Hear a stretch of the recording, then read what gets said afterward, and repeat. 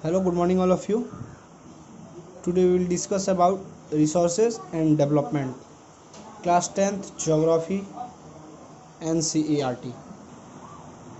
तो जैसे कि रिसोर्सेज एंड डेवलपमेंट के बारे में पढ़ना है। देखिए दोस्तों, physical environment, human being, technology institution में ये interdependent relationship between nature, technology and institution है। रिसोर्सेज के बारे में देखिए, नेचुरल और ह्यूमन दो प्रकार के रिसोर्सेज होते हैं और नेचुरल को कैटेगरी करके रिन्यूएबल, नॉन रिन्यूएबल और फिर से रिन्यूएबल, कंटिन्यूस और फ्लो में हो जाता है। Example wine water. और नॉन रिन्यूएबल का देखिए recyclable and non recyclable. Example हो गया रिसाइक्लेबल का मेटल्स और नॉन रिसाइक्लेबल का हो गया फॉसिल फ्यूल्स। और देखिए ह्यूमन रिसोर्सेज में क्या है, structure and institution, quantity and quality. अब फिर आइए बायोलॉजिकल रिसोर्सेज में नेचुरल, वेजिटेशन, वाइल्ड लाइफ दो हो गया, ये कैटेगरी हो गया। और आगे देखते हैं। तो जैसे कि देखिए दोस्तों, रिसोर्सेज क्या है।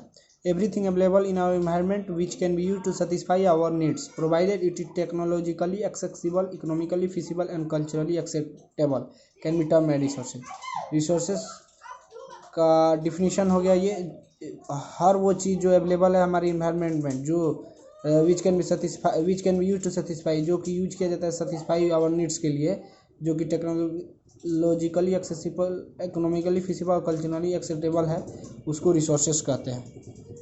हेलो, देखिए दोस्तों, अब क्लासिफिकेशन ऑफ रिसोर्सेज के बारे में पढ़ना है। On the basis of origin, classification of resources to types, biotic and abiotic. On the basis of exhaustibility, renewable and non renewable. फिर देखिए ओनरशिप के बेसिस पे individual, community, national and international होता है। On the basis of status of development, potential, develop, stock and reserve होता है।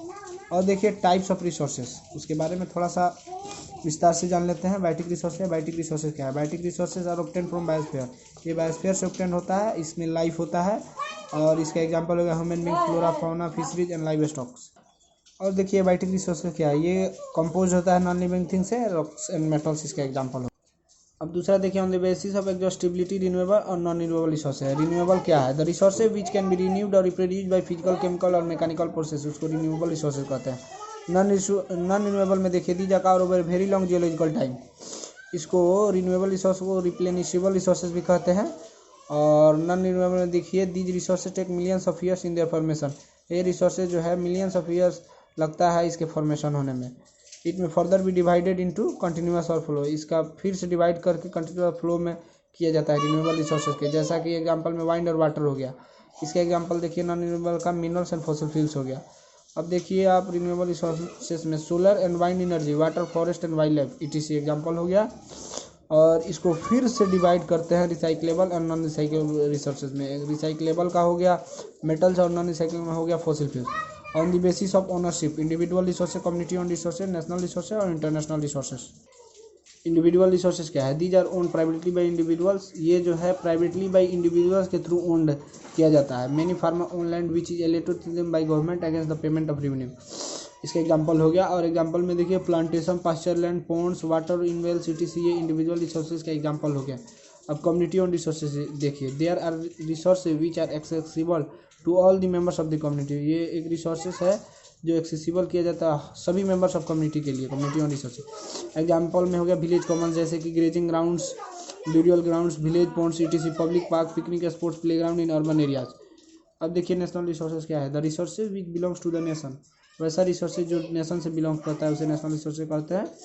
दूसरा point देखिए इसका, the country has legal power to acquire even private property for public goods, कह रहा है कि जो कंट्री है लीगल पावर है उसको एक्वायर, किसी भी प्राइवेट प्रॉपर्टी को ले लेने के लिए, पब्लिक गुड्स बनाने के लिए, जैसे कि रोड्स बनाने के लिए, कैनल्स बनाने के लिए, रेलवे बनाने के लिए, ये सब करने के लिए नेशनल रिसोर्सेज इसका एग्जांपल होता है। और कोई भी कंट्री को ये पावर है कि वो उसको आराम से उसकी ज़मीन को ले सकता है।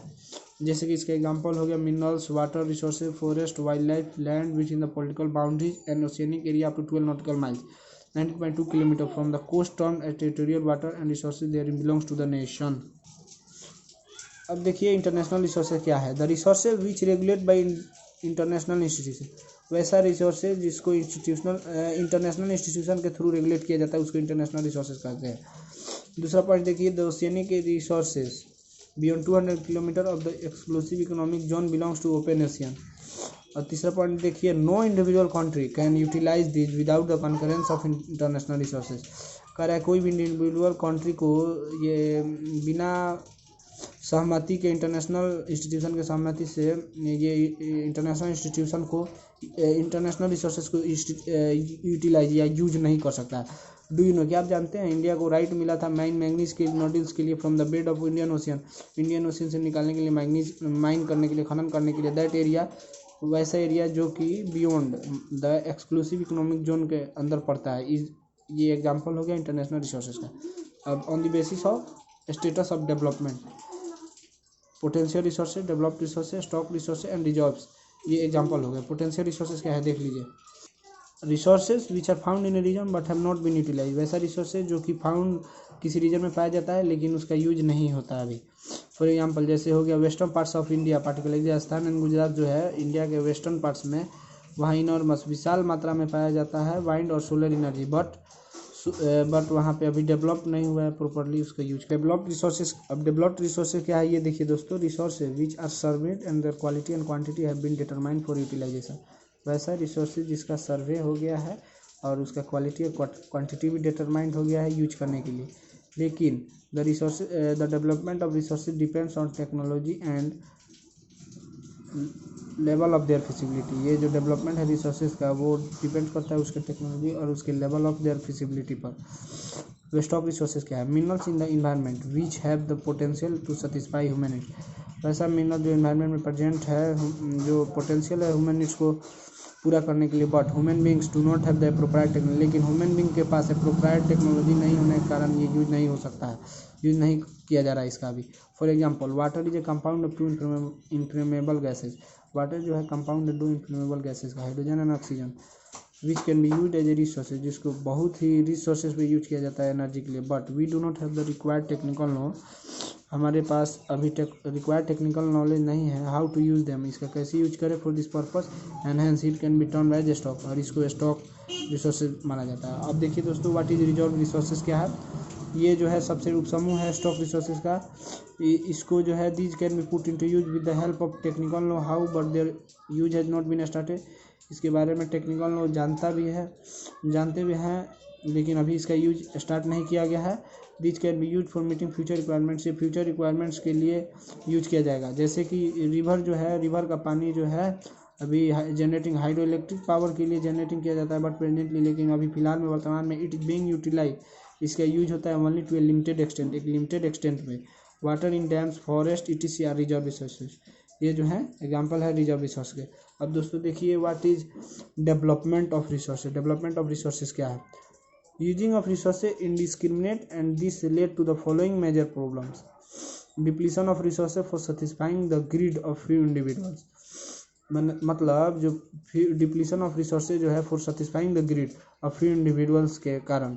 अब देखिए खजाना जो है रिसोर्सेज का in few hands which in turn, जो कि इस नतीजे पर लाया है कि डिवाइडेड द सोसाइटी को डिवाइडेड किया है हैव्स एंड हैव्स नॉट या रिच एंड पुअर में। अब देखिए दोस्तों तीसरा point, indiscriminate exploitation of resources has led to global ecological crisis, और अंधाधुंध एक्सप्लॉयटेशन ऑफ रिसोर्सेज करने से ग्लोबल इकोलॉजिकल क्राइसिस बढ़ रहा है, जैसे कि ग्लोबल वार्मिंग हो गया, ओजोन लेयर डिप्लीशन हो गया, इन्वायरमेंटल पॉल्यूशन हो गया एंड लैंड डिग्रेडेशन हो गया। अब देखिए तीसरा पॉइंट क्या है, an equitable distribution of resources have become essential for a sustain quality of life and global peace. कह रहा है एक समान रूप से डिस्ट्रीब्यूशन ऑफ रिसोर्सेज करने से एसेंशियल बहुत जरूरी है सस्टेन क्वालिटी ऑफ लाइफ और ग्लोबल पीस के लिए। Therefore resources planning is essential for sustainable existence of all forms of life. Sustainable existence is a component of sustainable development.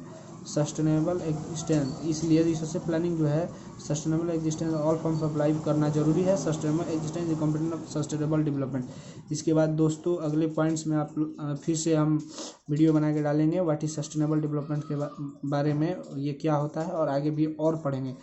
इसके बाद फिर से पढ़ेंगे। ठीक है दोस्तों, जय हिंद।